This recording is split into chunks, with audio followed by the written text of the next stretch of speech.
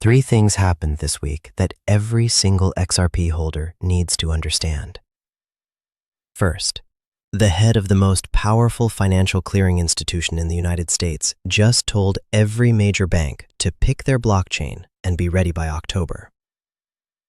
Second, the United States just swore in its first ever Federal Reserve Chair with personal crypto holdings. Third, the Clarity Act is facing its biggest political battle yet, and the July 4th deadline is already dead. Today, we are going to cover all three: what it means, why it matters, and what it actually changes for XRP holders. This is XRP Verified. Let us get into it. Let us start with something that happened just this week and is being severely underreported. Kevin Worsh has officially been sworn in as the new chair of the Federal Reserve, replacing Jerome Powell. Now, on the surface, that sounds like a standard institutional transition, but there is one detail buried in his 2026 financial disclosure filings that makes this moment historic. Kevin Worsh holds significant indirect personal exposure to crypto through venture capital funds and direct stakes. That makes him the first Federal Reserve Chair in history with notable personal crypto holdings. Think about what that means. The person who now sets monetary policy for the entire United States economy, the person whose words move global markets every time he speaks, has personal financial skin in the digital asset space. This is not a small detail. The Federal Reserve under Jerome Powell was at best neutral toward crypto and, at worst, actively obstructive. The Federal Reserve under Kevin Worsh starts from a fundamentally different baseline.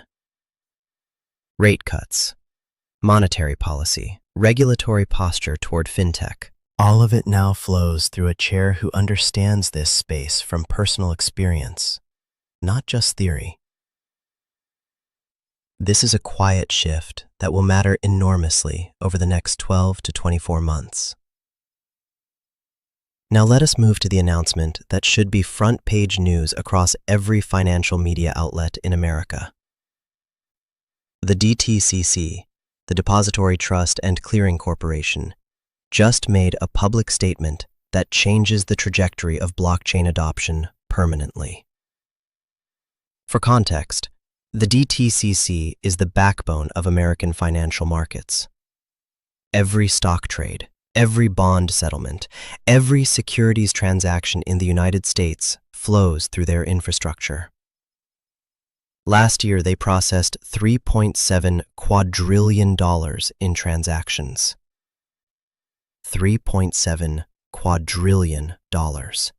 And their CEO just stood up publicly and told every financial institution in America, you need to decide which Layer 1 blockchain networks you are going to use, and you need to be ready to operate on them when the tokenization service launches in October. Not someday, not in a future roadmap. October. A soft launch begins on July 13th, the first official tokenization of U.S. assets directly from the depository.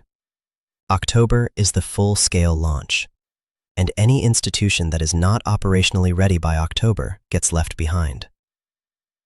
The CEO was direct. These Layer 1 and Layer 2 blockchain networks are becoming the utility ledgers for the entire world, and their entire infrastructure thinking is moving toward this foundation.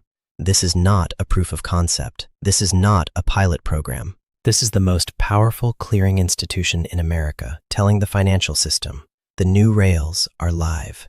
Get on them now. Now, here's the part that connects directly to XRP holders.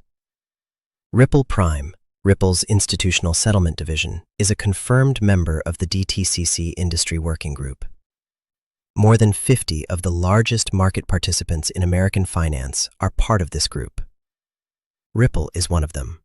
The settlement flow architecture that has been publicly mapped out shows exactly how this works in practice. Tokenization orders are initiated. Assets move from participant accounts to controlled accounts. Tokens are minted on the collateral application chain.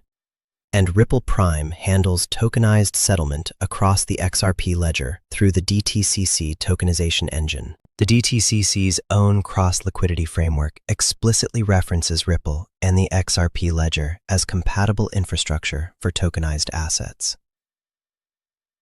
And the Chief Technology Officer of the DTCC himself stated publicly, by using smart contracts to automate the full range of collateral operations, they enable complex trade execution across markets in real time, at any time, even in volatile conditions. Ripple's own Chief Technology Officer responded to this partnership with 2 words. Seems important. That is an understatement. This is the infrastructure of American finance, formally integrating the XRP ledger into its settlement architecture. And it begins in July. While the DTCC story is the headline domestically, the international picture is expanding just as fast. Franklin Templeton, one of the largest asset management firms in the world, has connected its institutional platform to the XRP ledger. Institutional-grade assets are being minted directly on the XRP ledger. Ripple's stablecoin is being used as the liquidity bridge for these transactions. And regulated distribution is scaling actively across Asian markets. This is not a future announcement.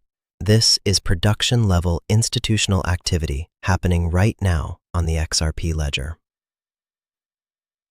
And then there is the United Nations. In a Capital Development Fund webinar, United Nations representatives explicitly confirmed the role of Ripple and XRP in the new global financial system. The framework they described includes connecting existing networks, SWIFT, Visa, MasterCard, and newer networks, including Ripple, into a unified global payment architecture. 3 phases. Account addressing, tokenized compliance, real-time settlement, and XRP was specifically described as the institutional business-to-business layer, the infrastructure that moves value between large financial institutions across borders. When the United Nations is naming your technology in the architecture of the new global financial system, that is institutional validation at the highest possible level. While all of this institutional narrative is developing, the numbers on the XRP ledger itself are moving. The XRP ledger recently surpassed $4.1 billion in real-world asset tokenization. People with direct knowledge suggest the actual number is already closer to 4.7 or 4.8 billion. That places the XRP ledger ahead of BNB in real-world asset tokenization.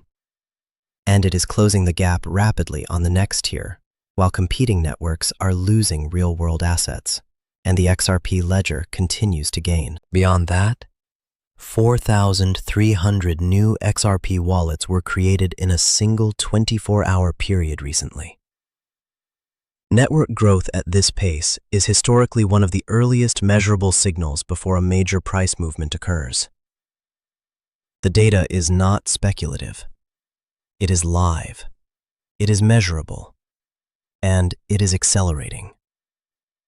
Now let us address the Clarity Act, because there is an enormous amount of confusion and emotional reaction around this topic right now. Let me give you the reality without the noise. The July 4th deadline, the White House's target for signing the Clarity Act into law on America's 250th birthday, is gone. That timeline was always aggressive. The calendar made it impossible. Here is what the actual legislative situation looks like right now. The Senate Banking Committee and the Senate Agriculture Committee have produced 2 different versions of this bill, written by 2 different committees with 2 different priorities. These versions must be reconciled line by line before they can move forward. Ethics language requires approval from a 3rd committee, the Homeland Security Committee, whose members have not been part of this process at all. Technical changes must be aligned with the Genius Act, the stablecoin legislation, because stablecoins sit inside market structure and the 2 bills are linked. Then, the combined bill must get floor time from the Senate Majority Leader in a June calendar that has already lost significant days to recess and competing legislation. The realistic floor vote is July, The realistic signing is August. And there is one more complication that almost no one is discussing. The Senate has added over 33,000 words of new text to the original House bill. That means the bill must go back to the House for a full revote because the House has never seen this version. The House leadership has made no commitment on timeline for that revote. So even if the Senate clears the bill in July, it could sit in the House for additional weeks. This is the part of the Clarity Act story that every XRP holder needs to understand precisely. Inside the Clarity Act, in Section 104, there is a provision called the Grandfather Clause. This clause states that any digital asset that had an exchange-traded product filed by June 1st of 2026 and was actively trading on the market would be automatically classified as a digital commodity. No additional review, no SEC evaluation, no political process. Automatic classification by the legislation itself. XRP qualifies. The XRP exchange-traded product was filed. It is trading. It meets every requirement in that section. Elizabeth Warren has filed an amendment specifically targeting this clause. She wants it removed entirely. She wants every token, including XRP, to go through the full mature blockchain evaluation process, including a token that a federal court already ruled is not a security. Let that be very clear. A sitting United States Senator is filing an amendment to force a regulatory reevaluation of an asset that already won in federal court and had that ruling affirmed on appeal. She is not appealing the court decision through judicial channels. She is attempting to bypass it entirely through legislation. The Grandfather Clause is not about XRP's legal standing. XRP's legal standing already exists independently. The Grandfather Clause is about eliminating delay. It is about preventing the SEC from using procedural process as a weapon a second time. And that is precisely why this amendment is being filed. Here is the math that most coverage of the Clarity Act is not discussing honestly. Passing a bill through the Senate does not require 51 votes. It requires 60 votes to break a filibuster. The current Senate has 53 Republicans and 47 Democrats. That means, at minimum, 7 Democrats must cross party lines and vote for this bill. 7 senators from a party whose leadership just filed an amendment to strip the most important protection for XRP holders in the entire legislation. 7 senators who are currently being targeted by super PAC-funded television advertisements running in their home states, telling their voters that supporting this bill means supporting money laundering. Those are not policy arguments. Those are emotional triggers designed to make voting yes politically dangerous for vulnerable senators. The math is difficult, the politics are difficult, but here is what matters most, and this is the part the media consistently gets wrong. The Clarity Act is reinforcement for XRP. It is not the foundation. Even if the bill fails entirely, XRP's classification as not a security does not come from legislation. It comes from the federal court ruling. It comes from the appellate court's affirmation of that ruling. That legal record exists independently of anything happening in the Senate right now. The Clarity Act would make XRP's commodity status legislative, faster, and cleaner. Its absence does not erase the court ruling. The destination is not in question. What varies is only the speed of arrival. Let us address one final contradiction that is happening in plain sight right now. The President signed an executive order demanding equal access to the payment system for all eligible fintech companies. Level playing field. Those are the exact words in the order. And those are the exact words Ripple's leadership has been using for years. At the same time, the Federal Reserve has delayed Ripple's bank charter application until December. Not denied, not approved. Delayed 6 months. 6 months while the Clarity Act moves through the Senate. 6 months while banks are testifying under oath on Capitol Hill that they need companies like Ripple to build their blockchain infrastructure because they cannot build it themselves. 6 months while the DTCC is launching its tokenization platform and explicitly naming the XRP ledger as compatible infrastructure. This is institutional mechanics. The Federal Reserve protects the existing payment rails, the systems that the Fed itself controls. A Ripple bank charter means a direct competitor to those systems with access to Federal Reserve payment infrastructure. The executive order says level playing field. The Federal Reserve's actions say something different. This tension will resolve. The political pressure, the executive order, and the institutional demand for Ripple's technology are all pointed in the same direction. The Federal Reserve is slowing the process. It is not stopping it. Let me bring all of this together clearly. The new Federal Reserve Chair is the first in history with personal crypto exposure. The DTCC, which processes $3.7 quadrillion annually, has told every financial institution in America to choose their blockchain and be ready by October. Ripple Prime is confirmed inside the DTCC working group. The XRP ledger is referenced in their infrastructure documentation.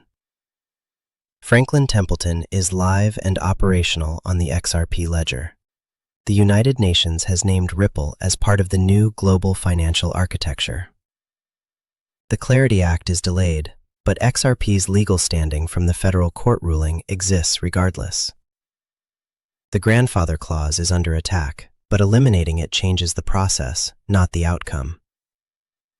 The Federal Reserve is slowing Ripple's charter, while banks demand Ripple's technology under oath in Congress. There is political noise, there are delays, there are obstacles. But every single structural signal underneath that noise points in one direction. Stay informed, stay patient, stay positioned.